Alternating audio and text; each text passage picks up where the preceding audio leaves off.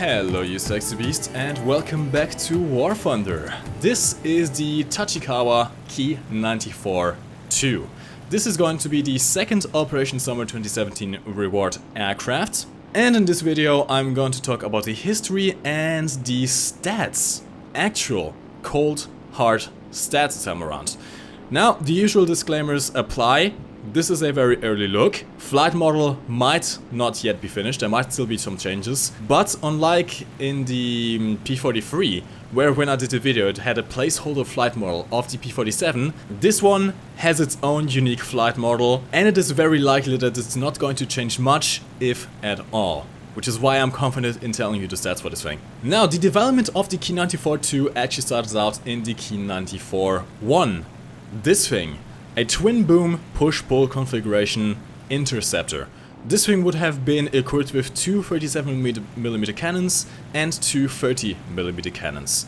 This was Tachikawa's first design in response to the Koku-Honbu, which is the Imperial Japanese Air Bureau, request to develop a high-altitude interceptor to catch American bombers. Now, this first design was requested. Tachikawa was told that the Ki-94-I was too unconventional, too complex, and its estimated performance specifications were too optimistic. This rejection left Nakajima's Ki-87 the sole contender for the specification, something that Tachikawa wasn't going to let happen. Knowing that the Koku-Honbu would likely reject anything out of the ordinary in concept, a more conventional approach was taken. Retained from the Ki-94-I was the pressurized cockpit for the pilots, but everything else was redesigned. The new project used a standard configuration for a single-engine, all-metal fighter to ensure acceptance by the Koku-Honbu.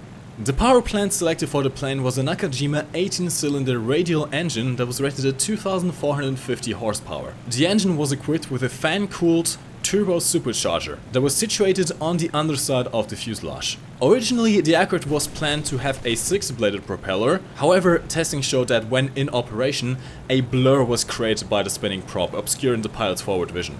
Therefore, a 4-bladed propeller was selected.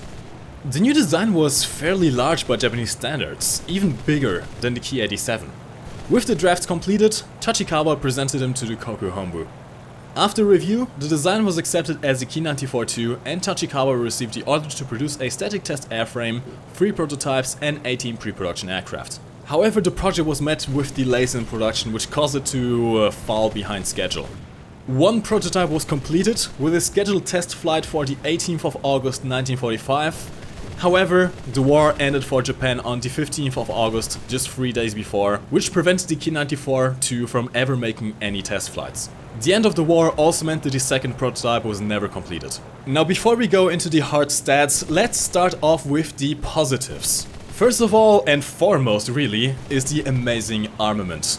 The Ki-94-II comes equipped with two Ho-155 30mm cannons, which carry a total of 300 rounds and have a fire rate of 450 rounds per minute, as well as two Ho-5 20mm cannons with 800 rounds per minute and also 300 rounds total ammunition load, giving you a total of 600 cannon rounds. Now, the most distinguishing feature of the 30mm cannon is the amazing muzzle velocity. The high explosive fragmentation tracer shell has a muzzle velocity of 920 meters per second, which is faster than most M250 caliber ammunition. You heard that right.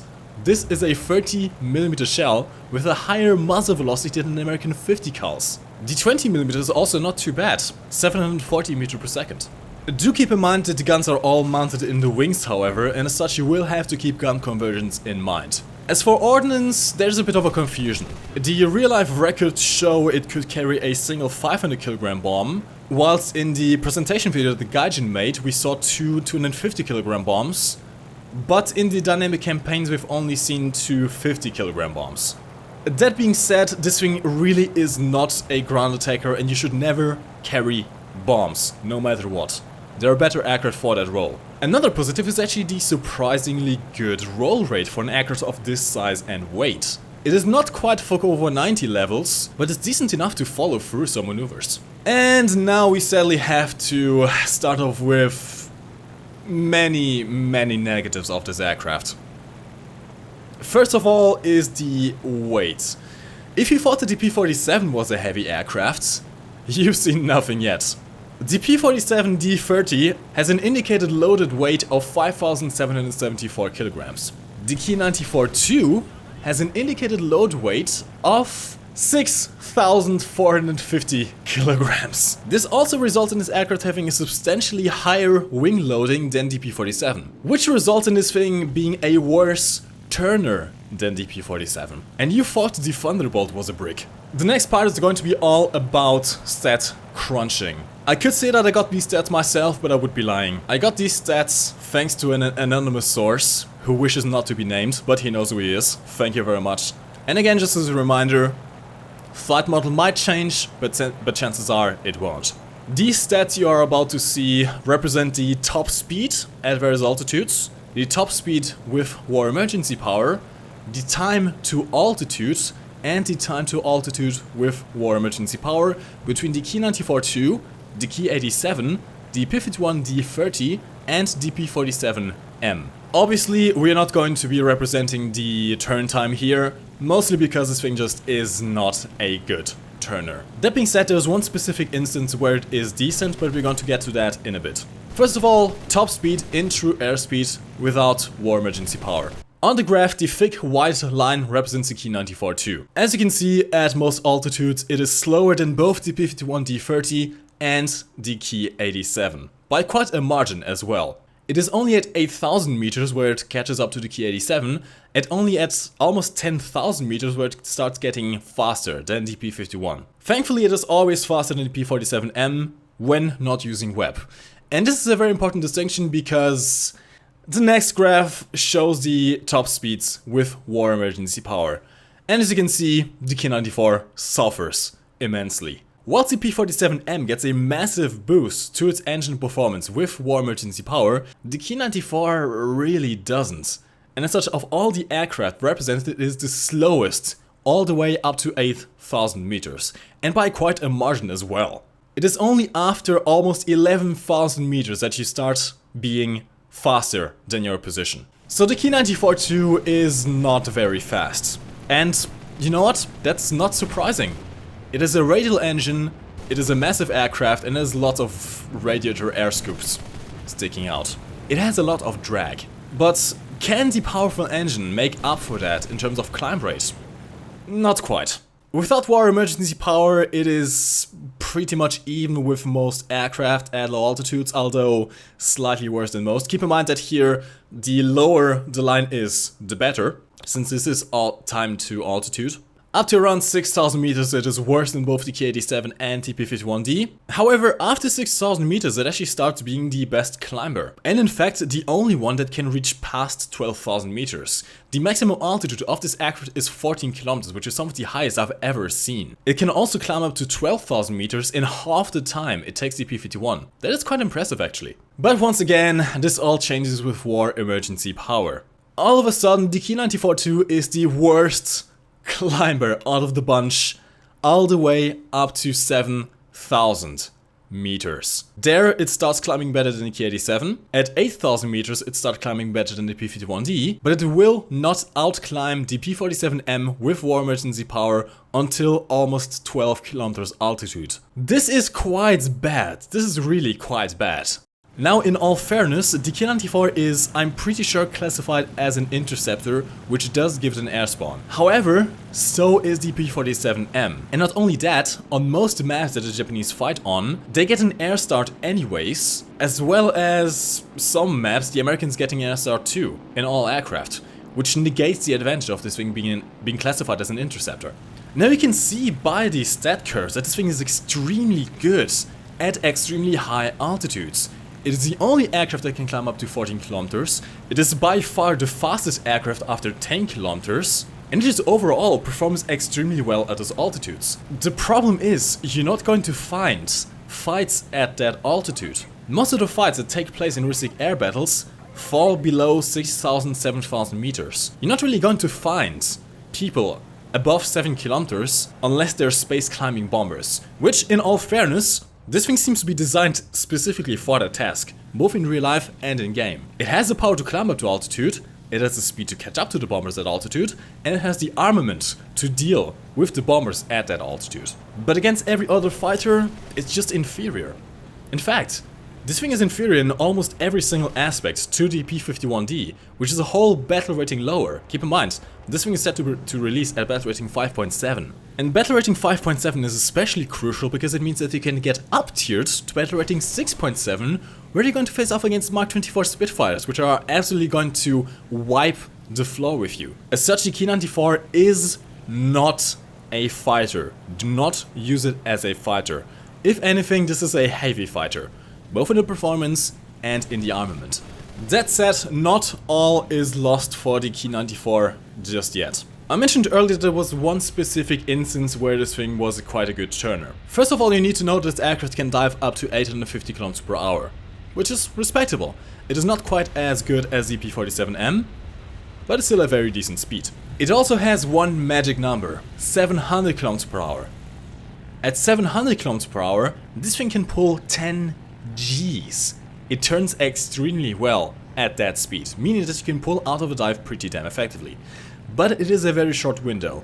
If you go 750 km per hour, you start compressing. Now this opens up some interesting gameplay options here. And let me summarize it in case you just drifted off during the stats review. In summary, the Ki-94-II is a heavy fighter with excellent armament. It is not faster than the opposition, it doesn't climb better than the opposition. The energy retention is a bit weird. It seems to have a slightly lower energy retention than the P51D, but it completely loses its speed if you start turning. That said, it has a very high diving speed. It pulls out of the dive extremely well at 700 km per hour, which also allows you to follow movements very, very well and lead those guns, which the guns are absolutely amazing, being some of the best guns that you can get at this battle rating, especially with the 30mm cannons having an extremely high muzzle velocity, even higher than 50 cals.